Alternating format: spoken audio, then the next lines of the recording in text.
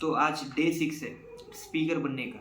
मैं स्पीकर बनना चाहता हूँ, तो एक अच्छा स्पीकर जहाँ पे 100 पीपल ऑफ लोगों के सामने मैं ठहर के एक स्पीच देना चाहता हूँ।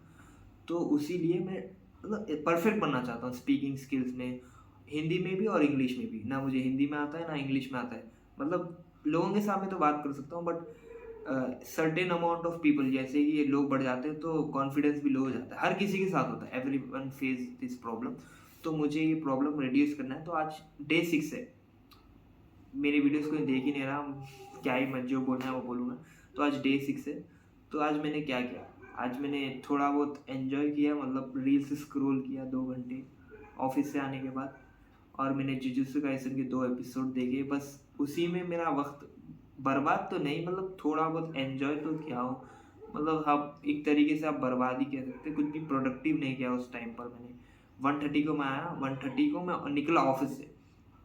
तो मैं घर पे आया लगभग 2:20 को, खाना वगैरह खाए खाए तक 3 बज गए, 3 साढ़े 3। फिर जब से जो रील्स स्क्रॉल, मैंने जुजुत्सु काइसन के 2 एपिसोड देखे, सीज़न 3 की जो रिसेंटली रिलीज़ हुआ है।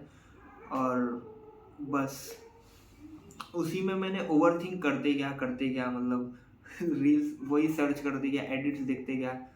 तो मुझे मज़ा तो आया, बट एक टिपिकली टाइम वेस्ट ही हुआ ये।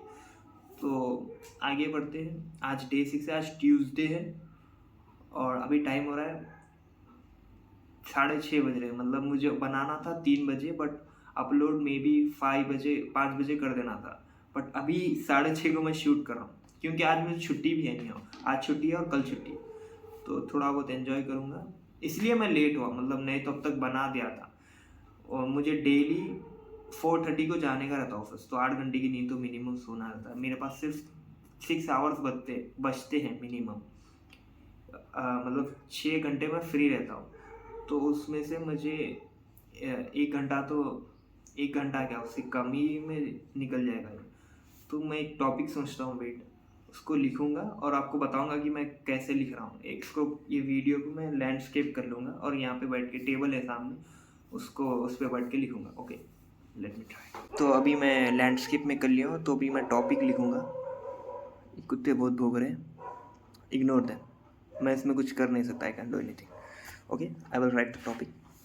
ओके।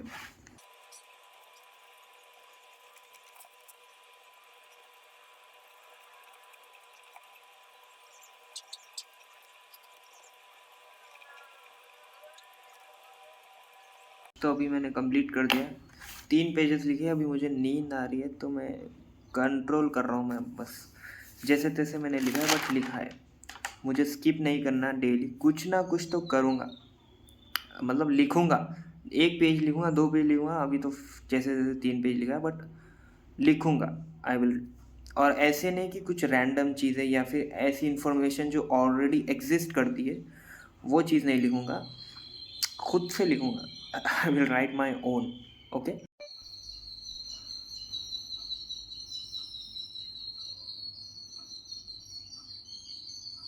मैंने गलती कर दी यार, मुझे करना चाहिए था, मुझे जल्दी करना चाहिए था। अभी चिड़िया, बाहर लोग टहल रहे हैं, बाहर लोग आवाज़ कर रहे हैं, तो बैकग्राउंड में बहुत गुस्सा आ रहा। मुझे बैठ के वीडियो एडिटिंग करना पड़ेगा लिटरली। अरे क्यों, मैंने गलती कर दी। मैं मिस भी नहीं करना चाहता। अब मैं दिन में उठूँगा तो वीडियो कब अपलोड करूँगा, फिर नेक्स्ट डे का कब शूट करूँगा। बहुत बड़ी गलती कर दी मैंने। I literally made a very big mistake. मुझे रात में ही कर देना चाहिए था। अभी सुबह के 7 बज रहे।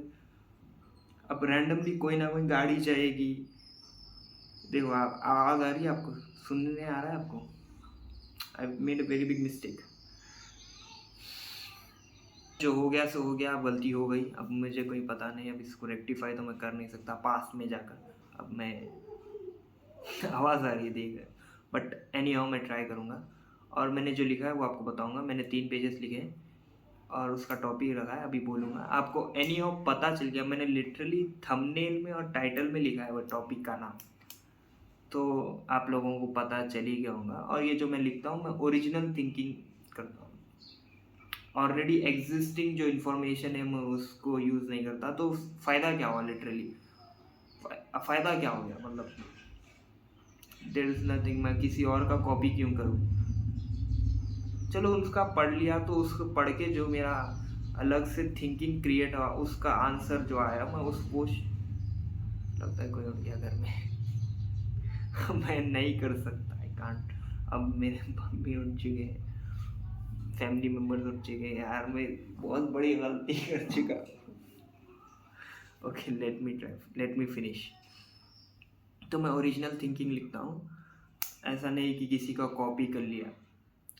ओके, एग्जिस्टिंग इन्फॉर्मेशन को मैं थोड़ा रेक्टिफाई वगैरह नहीं करूँगा, मैं ओरिजिनली करता हूँ, थोड़ा बहुत उनसे इंस्पायर होके। ओके, तो मैं जो सोचता हूँ वो लिखता हूँ। स्नैपचैट की मान लीजिए, जो मैं लिखता हूँ वो लिखता हूँ। ओके, जो मैं सोचता हूँ वो लिखता हूँ। ओके, तो मैंने लिखा क्या है? Pen, paper and empty mind. अब इसका क्या मतलब हो गया? पेन, पेपर, एम्प्टी माइंड, कलम, कागज़ और खाली दिमाग। इमेजिन करो एक बंदा है जिसको अच्छी खासी नॉलेज है वेरी अमाउंट ऑफ सब्जेक्ट में, यानी जो फेमस सब्जेक्ट्स है जैसे maths, science, physics, chemistry, biology, philosophy, astronomy. Astronomy का मतलब होता है जो स्टडी ऑफ स्पेस, तारों की जो सेलेस्टियल बॉडीज़ की जो स्टडीज़ करते हैं उसको एस्ट्रोनॉमी कहते हैं। तो इसमें बंदे को है बहुत अच्छी नॉलेज, अच्छा खासा नॉलेज है, एक एवरेज भी नहीं, अच्छी खासी नॉलेज है। अगर आपने उसको पकड़ के जेल में डाल दिया, एक चार दीवारी में बंद कर दिया, उसको कोई भी रैंडम जुर्म लगा दिया, हाँ भाई इसके ऊपर ये आरोप है, जेल में डाल दिया। अब उसने रिक्वेस्ट किया आपसे पेन, पेपर, तो ख़त्म, वो इंसान आगे निकल चुका है। किन लोगों से आगे निकल चुका है? एवरेज इंसान से वो आगे निकल चुका है। किन लोगों की मैं बात कर रहा हूँ? The people who I am talking about, which type of people I am talking about, किन लोगों की मैं बात कर रहा हूँ, किन लोगों से वो आगे निकल चुका है। हाँ, तो वो जो व्यक्ति है जो जेल में बंद है वो किन लोगों से आगे निकल चुका होता है? जो छोटी सोच रखते हैं, जो बदलना नहीं चाहते, और जिनका सबसे बड़ा सपना होता है घर खरीदना, जो हर दिन आम जिंदगी जीते हैं, कुछ करना नहीं चाहते, लोगों से डरते हैं, वक्त की अहमियत नहीं करते, जिनको दर्द पसंद नहीं, जो सच्चाई को एक्सेप्ट नहीं करते, घमंड में रहते हैं अपने पैसे, खूबसूरती, लीनिएज का मतलब होता है जायदाद, जो बाप दादाओं से मिलती है ना, तो उसको लीनिएज कहते हैं। लीनिएज पर घमंड करते हैं, सरनेम पर घमंड करते हैं, जो अपने ऊपर कभी काम नहीं करते, वो लोगों से डरते हैं कि लोग क्या सोचेंगे, कि क्या करूं क्या ना करूं, जो रेगरेट करते हैं, रेगरेट यानी पछतावा, मतलब ये सोचते हैं कि ये चीज़, काश ये चीज़ मैंने कर ली होती, काश ये चीज़ मैंने कर ली होती, लोगों से ना क्यों सोचता कि मैं, लोग क्या सोचेंगे, लोग क्या कहेंगे, लोग क्या, वो उनका काम ही है कहना। दे लिटरली टेल, मतलब उनका काम ही है कहना। इन जैसे लोगों से वो व्यक्ति जो जेल में बंद है वो आगे निकल चुका होता है। कैसे निकल चुका था? चार दीवारी, एक टेबल और पेन, एक पेपर और खाली दिमाग, ऐसे ऐसे चीज़ें वो समझ जाता है, क्योंकि वो पढ़ा लिखा बंदा होता है। पढ़ा लिखा यानी उसको सब्जेक्ट्स की बहुत ज़्यादा नॉलेज है। मैंने कहा था कि ऐसे कंडीशन रखा था कि उसको सब्जेक्ट्स की नॉलेज होगी। तो अगर सपोज आप ही ले लो, आपको चार दीवारी में बंद कर दिया जाए, आपको एक टेबल है सामने और एक पेन और एक पेपर है, और आप क्या करोगे? What will you do? आपका दिमाग एनी और 1 घंटे के 2 घंटे के बाद बोर ही हो जाएगा। बोर होने की वजह से आपका दिमाग कुछ ना कुछ तो करने की कोशिश करेगा। आप आत्महत्या भी नहीं कर सकते, क्यों करोगे? आपको खाना मिल रहा है, करोगे क्यों? आप कुछ करने को आपको है ही नहीं, तो आप लिखोगे, यू विल राइट, और आप ऐसी ऐसी चीज़ें लिखोगे जिसकी एक इंसानी दिमाग जो कभी सोच ही भी नहीं सकता, लिटरली एक आम इंसान की बात कर रहा हूँ जो हमेशा जॉब करता है, जो अपने परिवार में ही खुश है, कंफर्ट में रहना पसंद करता है, कंफर्ट जोन बना लिया है। उसके कंफर्ट जोन के अगर वो बाहर गया तो लगभग उसका माइंड काम ही करना बंद कर देगा, लिटरली। वो उस चीज़ के लिए कभी तैयार ही नहीं था। तो उसका दिमाग कभी काम ही करना बंद कर देगा, क्योंकि वो कभी तैयार ही नहीं था कंफर्ट जोन के बाद। तो उस पर्टिकुलर पर्सन जो जेल में बंद है, यानी आप या फिर मैं ही समझ लो, तो ऐसे ऐसे चीज़ें लिखेगा वो यूनिवर्स के परे। वो हर चीज़ को क्वेश्चन करेगा कि ये चीज़ क्या थी, बचपन से मैंने क्या सीखा। वो खुद को देखेगा। अगर सोचो कि वो इंसान अगर मे बी 30 साल 35 साल का, तो वो 30 साल का एक्सपीरियंस लिखेगा। ही विल राइट, क्योंकि उसको देखने वाला कोई है ही नहीं, तो वो लिखेगा, बराबर लिखेगा। तो ऐसे जो माइंड्स होते हैं बना सकते हैं, सिचुएशन क्रिएट कर सकते हैं ऐसी, कि ऐसे माइंड्स को क्रिएट करने की। हालांकि कुछ लोग होते हैं जो सिचुएशन का वेट नहीं करते, वो खुद से ही काम, अपने आप पर काम करना स्टार्ट कर देते हैं, खुद से ही लिखना स्टार्ट कर देते हैं कि मैं कोई सिचुएशन या फिर कोई एनवायरनमेंट नहीं बनाऊंगा। जो भी एनवायरनमेंट, जो भी सिचुएशन होगी, मैं अपना काम करूंगा बराबर, किसी से मुझे कोई फ़र्क नहीं पड़ता। तो ऐसे लोग होते हैं। लेकिन एक नॉर्मल इंसान को खास बनाया जा सकता है एनवायरनमेंट क्रिएट करके, सिचुएशन क्रिएट करके, या फिर उसको ऐसे लोगों में रख दे जो बड़ी सोच रखते हैं। हालांकि कुछ लोग होते हैं जो छोटी सोच रखते हैं, literally things very small, like एक घर मिल गया तो अच्छा, या फिर शादी कर लूँगा, बच्चे पैदा कर लूँगा, उसके बाद लाइफ सेट है, अच्छी जॉब, बस इतनी, इससे आगे उन लोगों ने कभी सोचा ही नहीं। तो आपको वैसा नहीं बनना। मतलब कुछ ठीक है भाई, उसको उसी में चीज़ खुशी मिलती है, तो अब जीते हैं किसके लिए? खुशी के लिए ही जीते हैं, सेटिस्फैक्शन के लिए ही जीते हैं। उसको उस चीज़ में सेटिस्फैक्शन मिल गई तो ओके है। वैसे भी हर इंसान अगर सेम सोच रखता तो आज ये दुनिया ही अलग होती। सेम हर हर जगह अगर सेम चीज़ें होने लगी तो फिर होगा ही क्या? हर किसी को डिफरेंट होना पड़ेगा। लेकिन majority of the people think same. तो कुछ लोग होते हैं जो भीड़ से अलग होते हैं, तो उनको अगर डिफरेंट बनाना है, यानी एक खास इंसान की तरह बनाना है, तो उनको मेरे हिसाब से उनको एक जेल में रखना होगा। जेल में रख के एक पेन और पेपर देना होगा, बस। देन आफ्टर अ मंथ उन्होंने जो लिखा है वो पढ़ेंगे तो शायद एक इंटेलेक्चुअल चीज़ पता चल जाए, कुछ नए आइडियाज़ आ जाए, क्योंकि वो बंदा पढ़ा लिखा है। तो कुछ ना कुछ तो वो सोचेगा, कुछ ना कुछ तो लिखेगा, इंटेलेक्चुअल लिखेगा।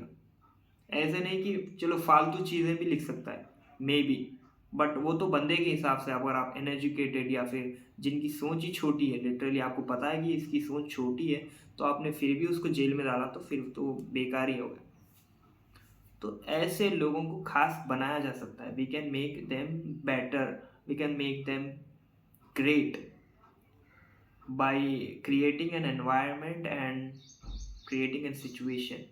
बट ऐसी चीज़ तो कभी हो नहीं रही आज के दौर में। आज के फ़ोन की वजह से, फ़ोन बहुत डेंजर चीज़ है। इसने मेरा और आपका वक्त ऐसा खींचता, अभी जो हुआ मेरे साथ, लिटरली 3 घंटे मैं अनप्रोडक्टिव में बिता दिया, प्रोडक्टिविटी कुछ नहीं कर पाया, इस फ़ोन की वजह से। रील्स स्क्रॉल करता गया। और जो मुझे फेवरेट सीरीज़ थी, जो मैंने कहा था जुजुत्सु काइसेन, वो देखा है, बट अच्छा लगा, ऐसा नहीं कि बुरा लगा। अब जैसे मैं अपने ही सोच के बीच में फंस गया हूँ। जैसे सेटिस्फैक्शन एक तरफ है और बदलने की चीज़ एक तरफ है, यानी चेंजेस, दर्द, पेन, एक्सेप्टेंस और सेटिस्फैक्शन, जिसके लिए हम जीते हैं। और जीते तो हम दोनों के लिए भी है, बट बीच में तो मैं फंस गया हूँ, मेरे शब्दों के बीच में मैं फंस गया हूँ, और ये लोग बंद नहीं कर रहे। मैं पक्का आज बैठ के एडिटिंग करना होगा। तो आपको बदलना होगा, you have to change. Okay, this is my presentation. मेरा दिमाग अभी कॉन्सेंट्रेट नहीं कर रहा, क्योंकि मैं अकेला हूँ, बट आवाज़ आ रही है, मेरे घर में कोई उठ चुका है, इसलिए मैं ज़्यादा कॉन्सेंट्रेट नहीं कर पा रहा हूँ मेरे टॉपिक के ऊपर। अभी मैंने बहुत कुछ लिखा है, बट ये मेरे सामने ही है पेपर, मैं बोल नहीं सकता, बोल नहीं पा रहा हूँ, लैक ऑफ फोकस की वजह से। आवाज़ आ रही है, किल कर रहा है कानों में, मैं बोल ही नहीं सकता, फोकस नहीं जा रहा मुझे, डिस्ट्रैक्शन बहुत क्रिएट हो जा रहा है आज के टाइम। मेरी सबसे बड़ी गलती थी, मुझे बना लेना था वीडियो।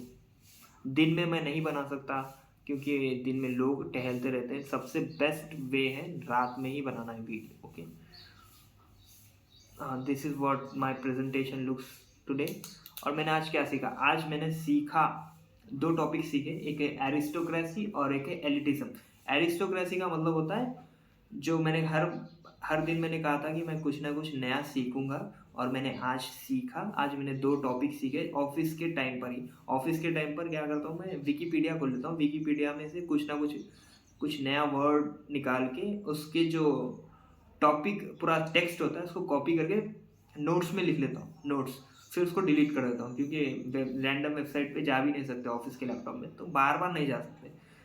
तो ऐसा इतना ओवर भी नहीं जाना चाहिए, कभी थोड़ा मन करे तो इधर जाके नोट्स में करके कॉपी कर लेता हूँ। तो मैंने पढ़ा टुडे व्हाट आई लर्न, आज मैंने सीखा एरिस्टोक्रेसी और एलिटिज्म।